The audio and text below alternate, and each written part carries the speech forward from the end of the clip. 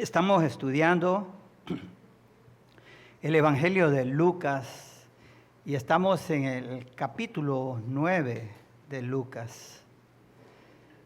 En el Evangelio de Lucas, especialmente antes del texto que en esta mañana vamos a estar estudiando, la pregunta que se presenta una y otra vez con relación a la persona de Jesucristo es: ¿quién es este? Los escribas y fariseos la hicieron en el capítulo 5, versículo 21 de Lucas. Los que estaban sentados a la mesa en el hogar de Simón el fariseo también hicieron la misma pregunta en Lucas 7, 49. Los discípulos la formularon, asombrados cuando Jesús calmó la tormenta en Lucas 8, 25, si ustedes recuerdan, cuando ellos dijeron: ¿quién es este que aún a los vientos y a las aguas manda y le obedecen?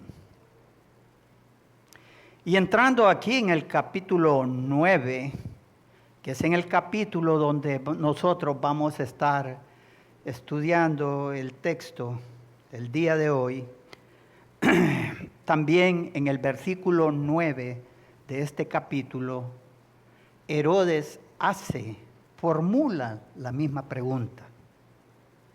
Y en el versículo 18 Jesús les pregunta a sus discípulos: ¿quién dice la gente que soy yo?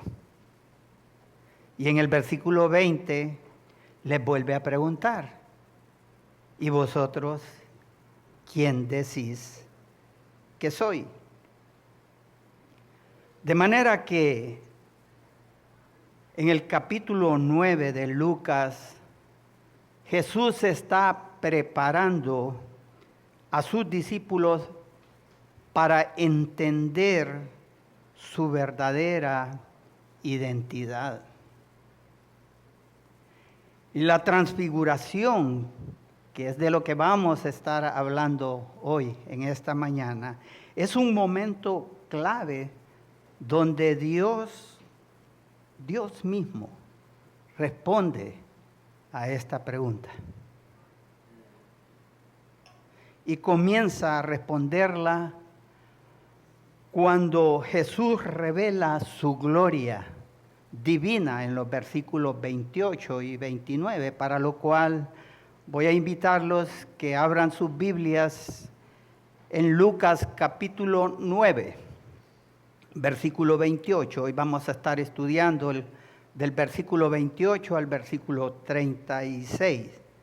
Y en estos primeros dos versículos, el versículo 28 y 29, Jesús revela su gloria divina.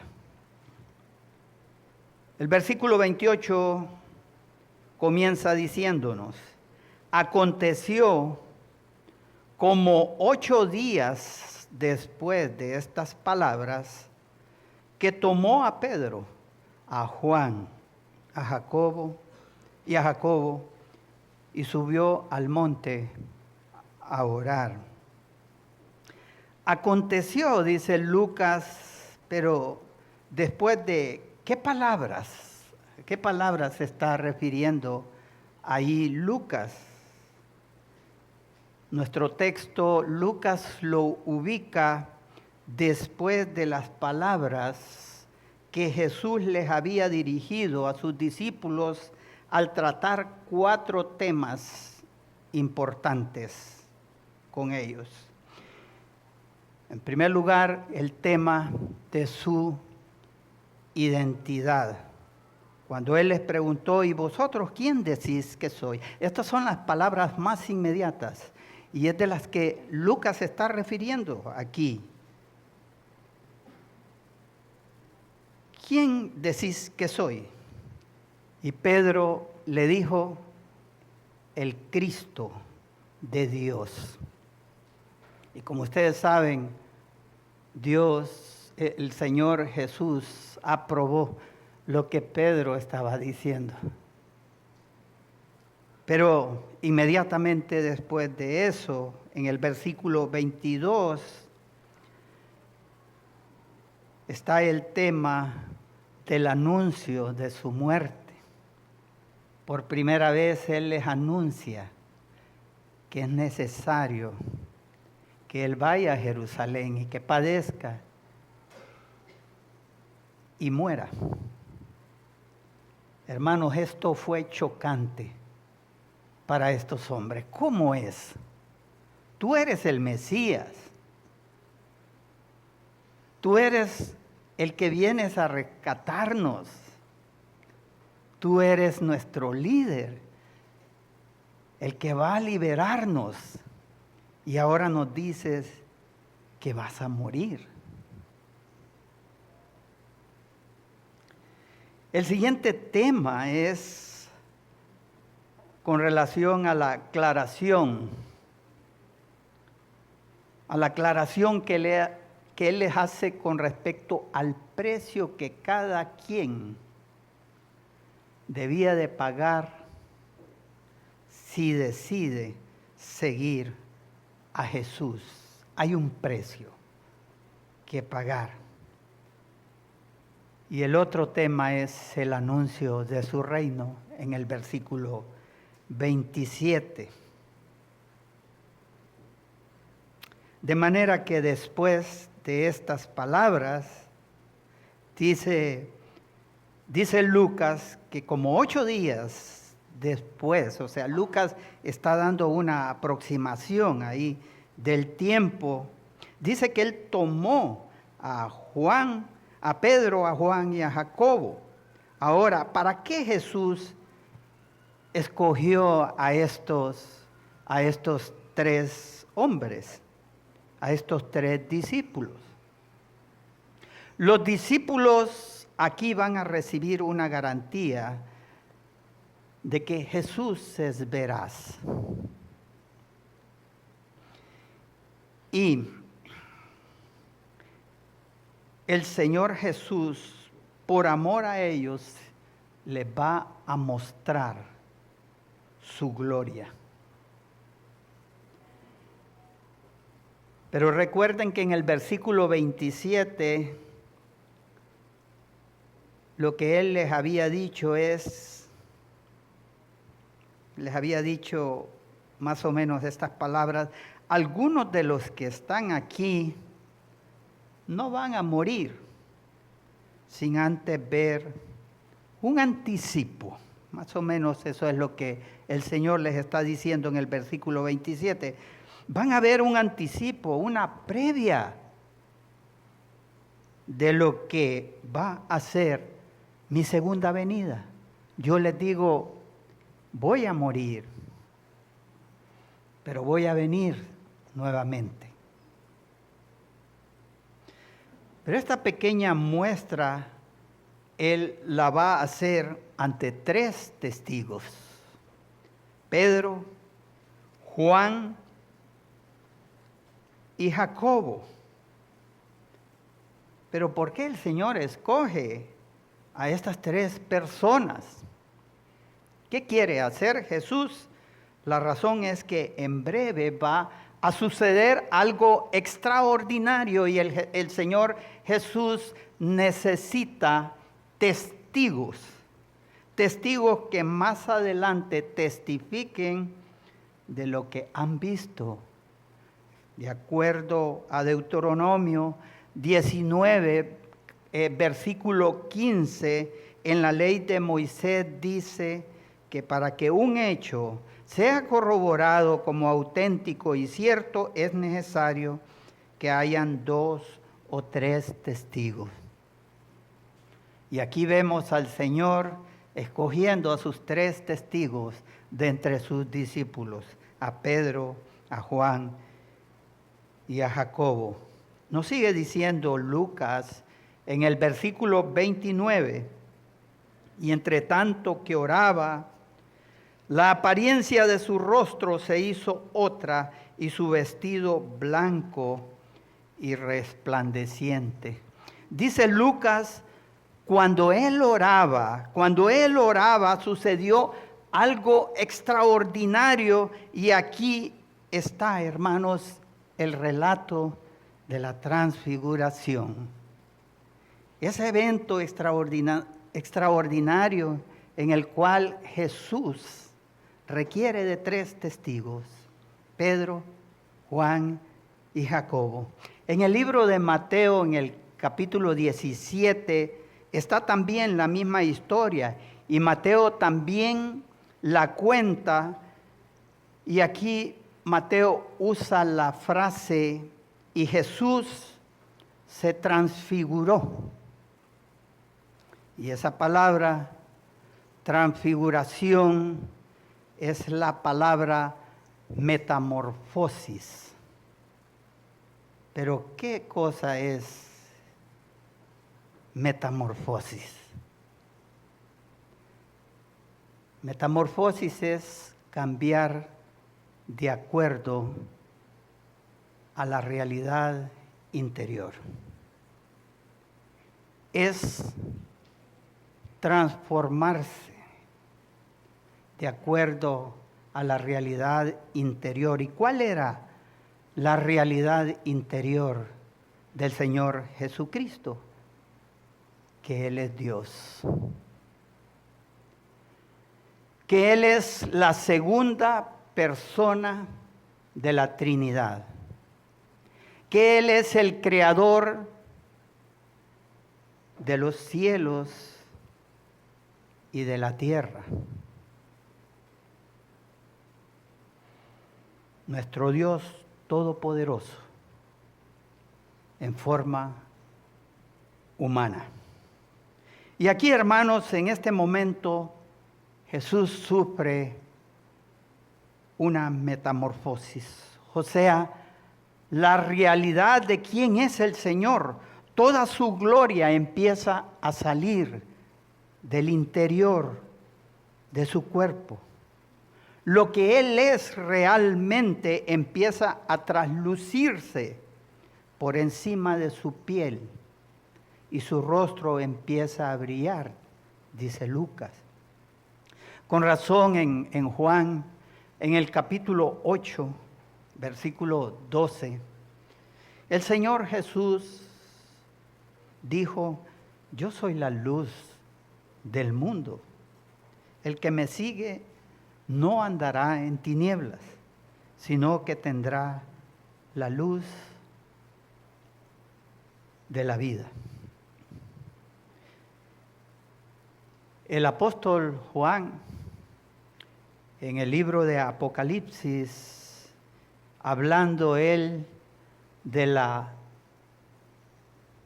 nueva Jerusalén, él dice que la ciudad no tenía necesidad de sol ni de luna que brillen en ella, porque la gloria de Dios la ilumina y el Cordero es su lumbrera.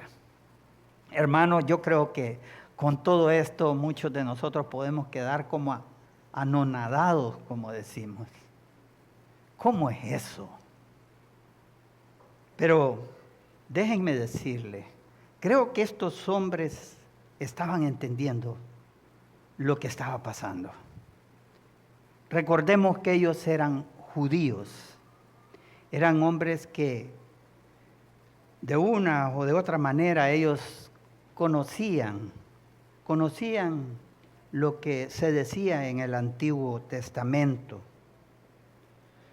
La Biblia dice que Dios es luz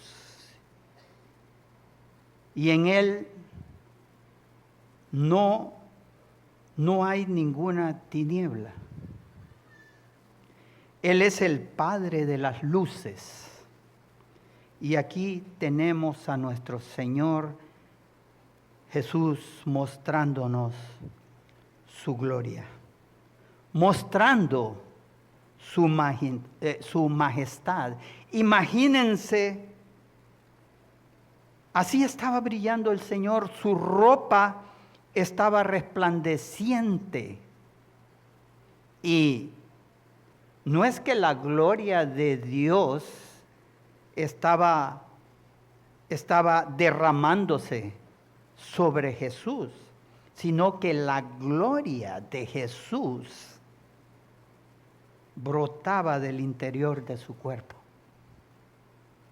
Eso es lo que estaba sucediendo, porque aquí se está manifestando quién es Él.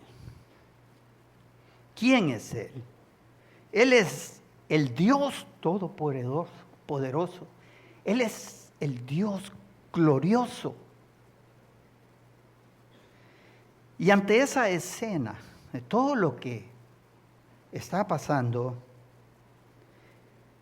dice Lucas, y he aquí, 2 varones que hablaban con él, los cuales eran Moisés y Elías.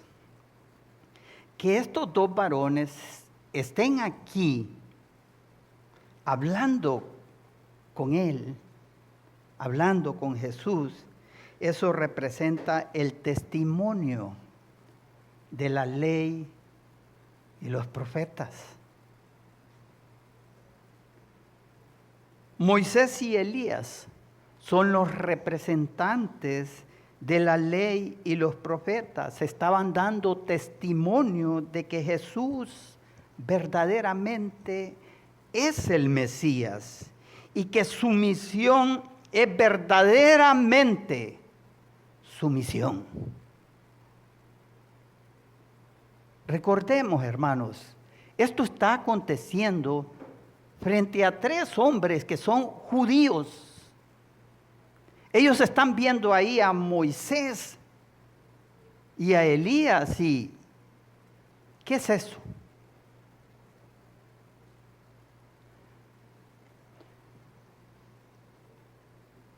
En este momento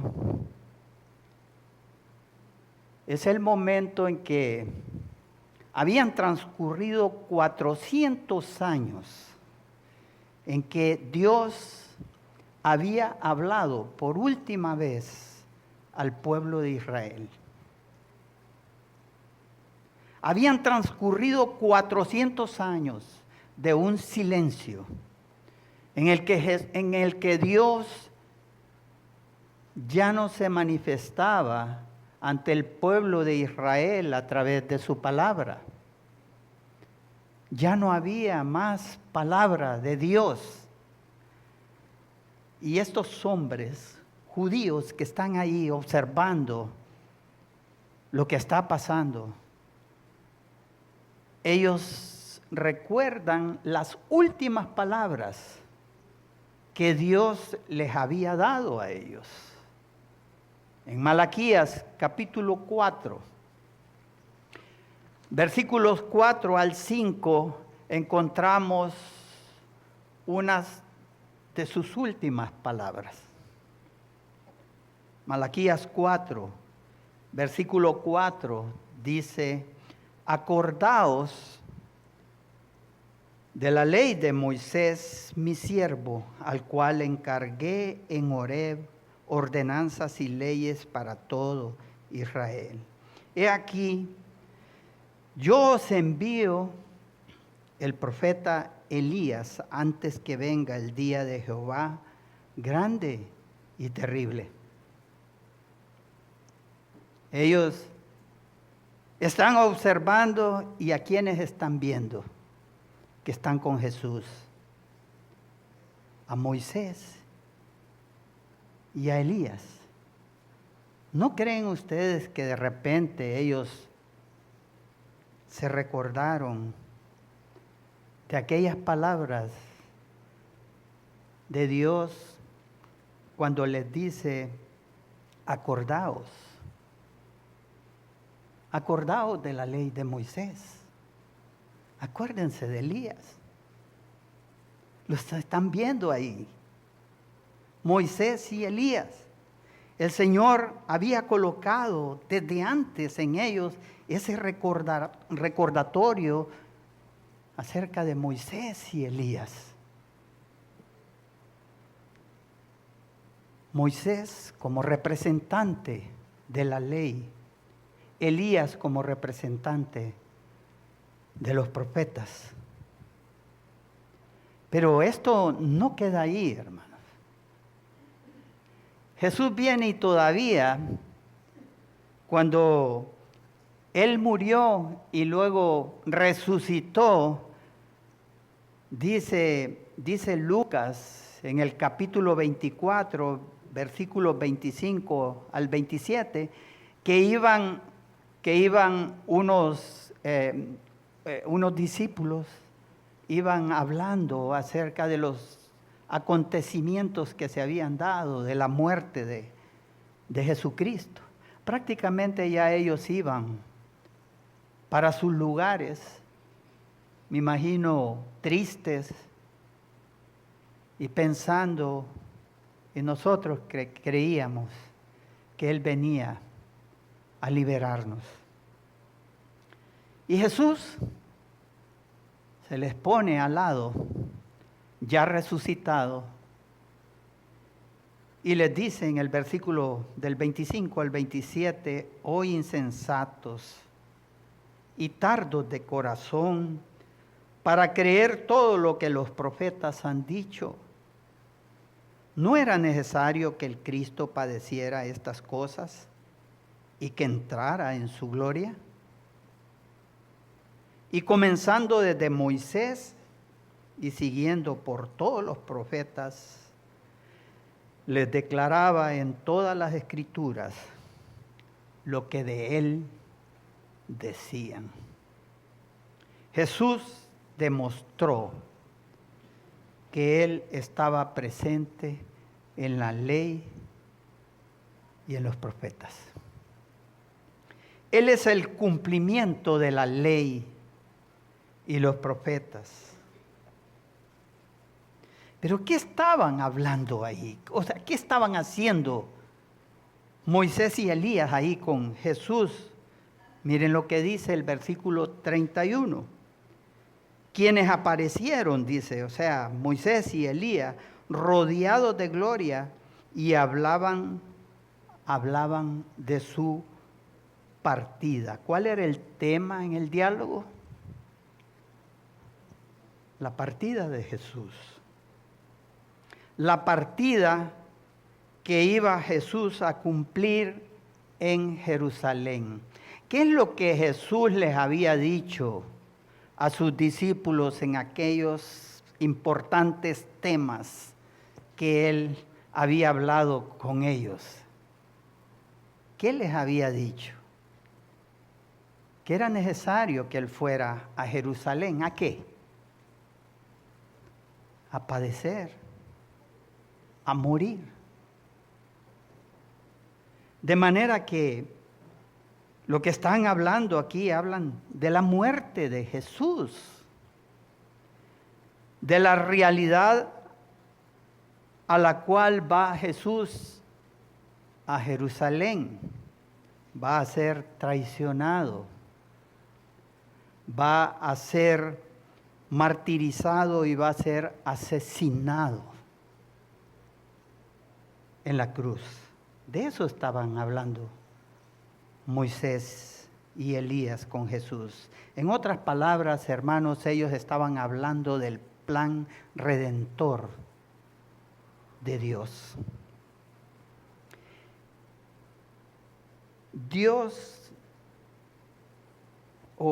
Ellos están hablando de que la muerte del Señor Jesús no es un accidente. La muerte del Señor Jesús no es algo que trunca los planes de Dios. No, todo lo contrario. La muerte de Jesús obedece al plan eterno de Dios.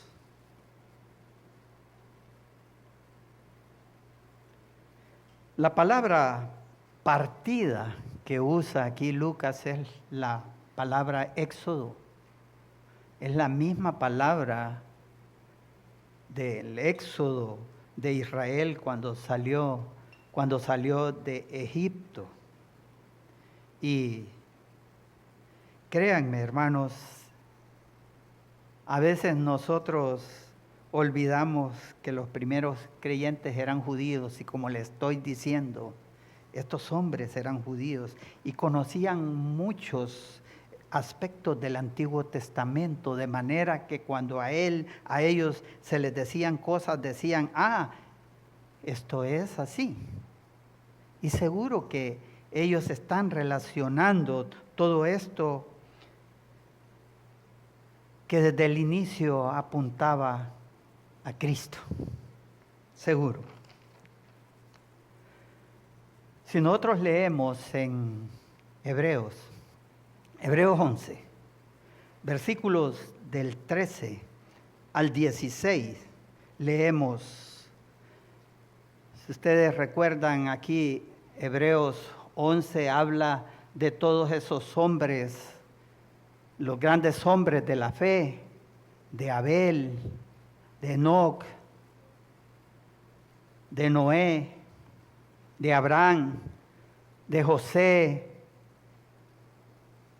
de Moisés, de todos estos hombres de la fe. Y dice aquí en Hebreos 11:13, conforme a la fe, estos hombres murieron, todos estos, sin haber recibido lo prometido, sino mirándolo de lejos y creyéndolo y saludándolo y confesando que eran extranjeros y peregrinos sobre la tierra. Porque los que esto dicen claramente dan a entender que buscan una patria. Pues si hubiesen estado pensando en aquella de donde salieron, ciertamente tenían tiempo de volver, pero anhelaban una mejor, esto es, celestial, por lo cual Dios no se avergüenza de llamarse Dios de ellos, porque les ha preparado una ciudad.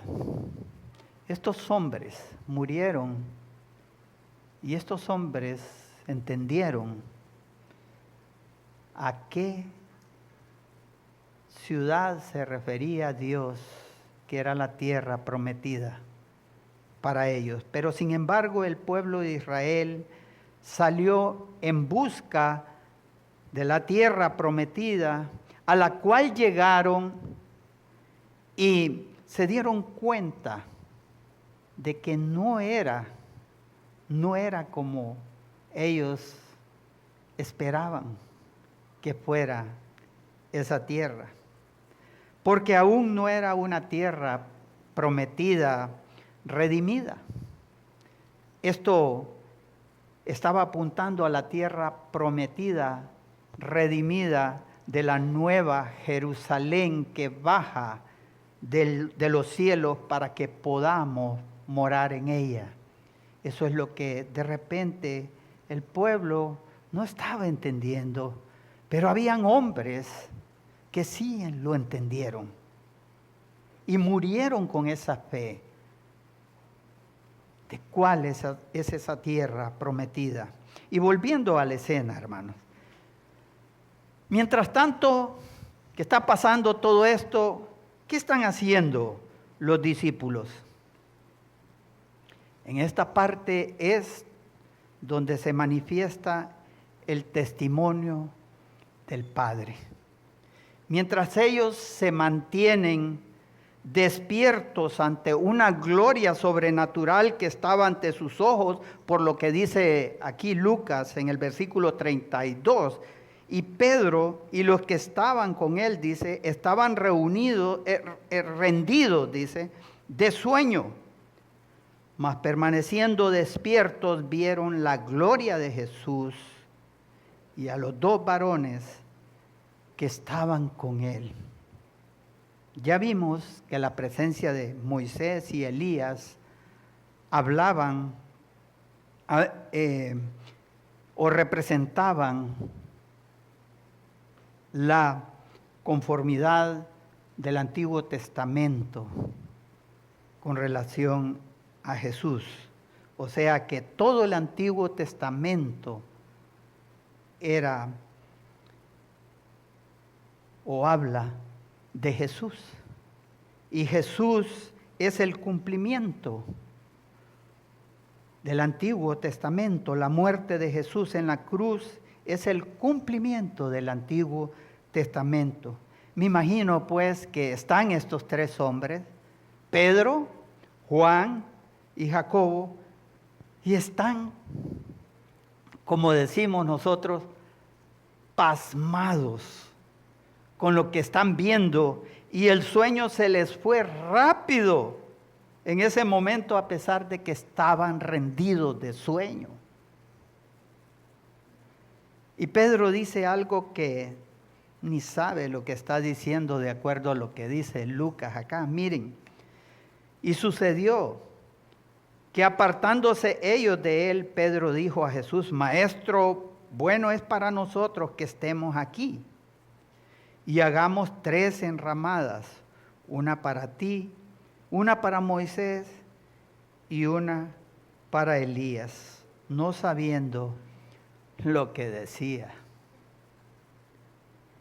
3 enramadas, 3 casitas. ¿Y para qué 3 casitas? Para que Jesús se quede ahí, a vivir ahí en esa casita. Para que Moisés también se quede ahí, en la otra casita. Y la otra para Elías. En el fondo lo que Pedro está diciendo es: Señor, esto que estamos viendo es extraordinario, que nunca se acabe. Señor, quedémonos aquí. Eso es lo que nosotros queremos. Queremos ver tu gloria para siempre, Señor. Y no que vayas a morir en la cruz. No, eso no. Morir. No, Señor. Tu gloria es la que queremos. Queremos verte tal como tú eres. Y saben, hermanos, Pedro no entendía. No entendía que antes de la gloria primero está la cruz. La cruz para el Señor y también para nosotros. Si ustedes recuerdan, Jesús dijo: el que quiera ser mi discípulo, niéguese a sí mismo, tome su cruz y sígame cada día. Y nos sigue diciendo la palabra: mientras él decía esto, mientras Pedro decía esto de las tales enramadas, vino una nube que los cubrió y tuvieron temor al entrar en la nube. Mientras Pedro comparte su idea, acontece esto, hermanos, que una nube los cubre con su sombra y tenían mucho temor mientras entraban en la nube. Como decíamos, son judíos. Y al ver esto de la nube, ellos recuerdan algo. Ellos recuerdan lo que pasó en Éxodo 40, versículo 34 al 35. Entonces una nube cubrió el tabernáculo, dice Éxodo 40, 34 al 35. Entonces una nube cubrió el tabernáculo de reunión y la gloria de Jehová llenó el tabernáculo. Y no podía Moisés entrar en el tabernáculo de reunión porque la nube estaba sobre él. Y la gloria de Jehová lo llenaba. De manera, hermanos, que lo que Pedro estaba diciendo también es que Pedro estaba mostrando que él estaba comparando a Jesús con Moisés y Elías, como si Cristo fuera un profeta más. Eso es lo que prácticamente está haciendo Pedro, pero viene Dios y le responde con una nube que los cubrió y ellos empiezan a entender qué es lo que está pasando. Lo que Dios les estaba mostrando es que la gloria de Cristo no es la de un profeta más, no. La respuesta de Dios a lo que Pedro estaba proponiendo fue la presencia de las nubes que los cubrió, como aquel día en Éxodo 40, versículos 34 al 35. Como diciendo, Pedro, Jesús no es un profeta más. No es un profeta más. No compares a Jesús con Moisés y Elías, porque Él no es un profeta más. Lo que está sucediendo aquí también es que no solamente la ley y los profetas dan testimonio de la gloria de Jesús. Jesús es Dios, la presencia de Dios, de la forma en como fue manifestado en el Antiguo Testamento, en el Éxodo. Aquí Dios viene y les dice, este es mi Hijo. Lo que Dios está manifestando aquí es que Jesús es la identidad misma de la deidad. Si no es un profeta más, no es tampoco un hombre común y corriente, no, es Dios mismo. No es un Cristo limitado, sino el glorioso Hijo de Dios, del Dios vivo. El Salmo capítulo 2, versículo 7, haciendo referencia al Mesías, dice, yo publicaré el decreto, Jehová me ha dicho, mi hijo eres tú, yo te engendré hoy. Mi hijo, dice Dios, amado, o sea, aprobado. El Padre se complace completamente en él. Este es aquel que ha cumplido toda la ley y los profetas. A él oíd. Es aprobado por Dios Padre y a la vez con autoridad. A él oíd, no a Moisés, no a Elías, no a filosofías humanas. A él oíd. Y por último, hermanos, tenemos el testimonio de su suficiencia en el versículo 36. Y cuando cesó la voz, Jesús fue hallado solo y ellos callaron. Y por aquellos días no dijeron nada a nadie ni de lo que habían visto. En un mundo que busca muchas voces, revelaciones y experiencias, la recomendación es, hermanos, el verdadero discípulo aprende a ver a Jesús como suficiente. No necesitamos otra figura. No necesitamos otro mediador. No necesitamos otra revelación. Él es suficiente en su persona, su obra y su palabra. Él es suficiente. Moisés y Elías desaparecen. El centro es Cristo. Él es único. Y por último, no hay más que decir. La visión está completa.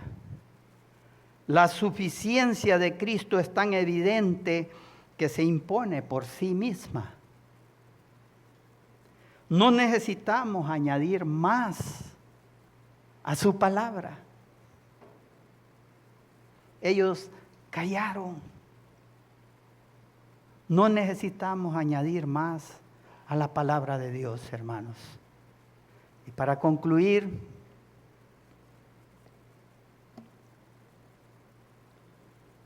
Jesús dijo que Él es Dios.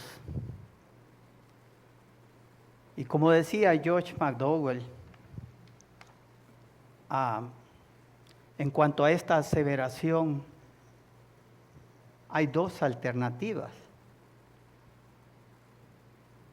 Que lo que Él dijo era cierto, o lo que Él dijo era una falsedad.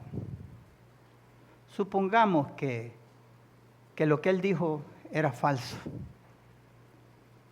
Si decimos que lo que Jesús dijo era falso, tenemos dos alternativas también. Que lo que Él dijo, Él sabía lo que estaba diciendo, o Él no lo sabía.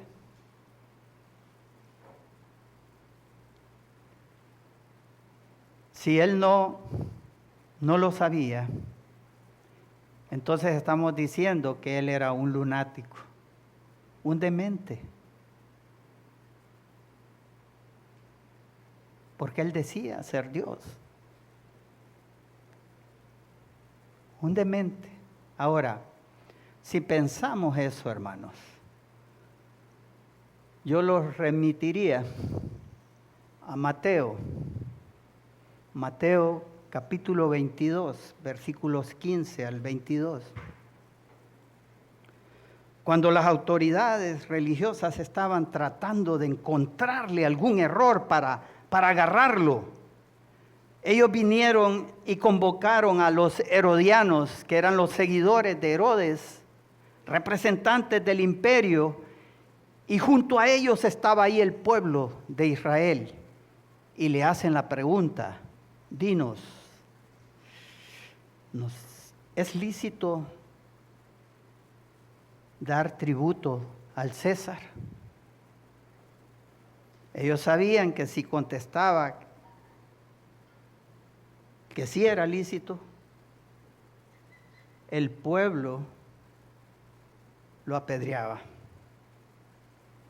porque el pueblo estaba en contra del imperio. Pero si él decía que no era lícito,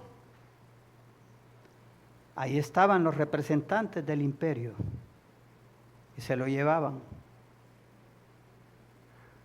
Y lo iban a hacer pagar por eso. Lo extraditaban. Esa es la palabra muy común hoy.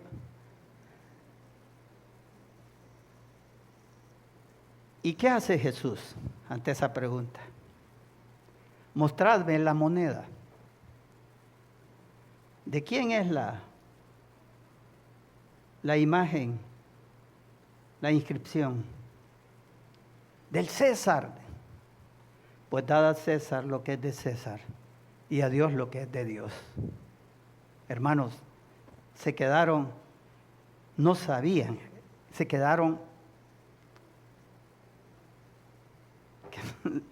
no sabían, oigan,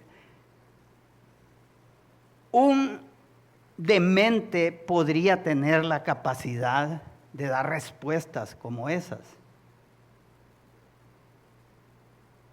Hermanos, la única opción que quedaría, si es que las palabras de Jesús eran falsas, es que Él sabía que lo que estaba diciendo no era cierto. Pero si Él sabía, entonces Él fue un mentiroso, un engañador y además fue un necio. ¿Quién estaría dispuesto a morir por una mentira? Si Él tuvo la oportunidad de que se retractara de lo que él estaba diciendo. Y él no se retractó. Él dio su vida por eso. Y no solo eso, sus discípulos dieron sus vidas por eso, hermano.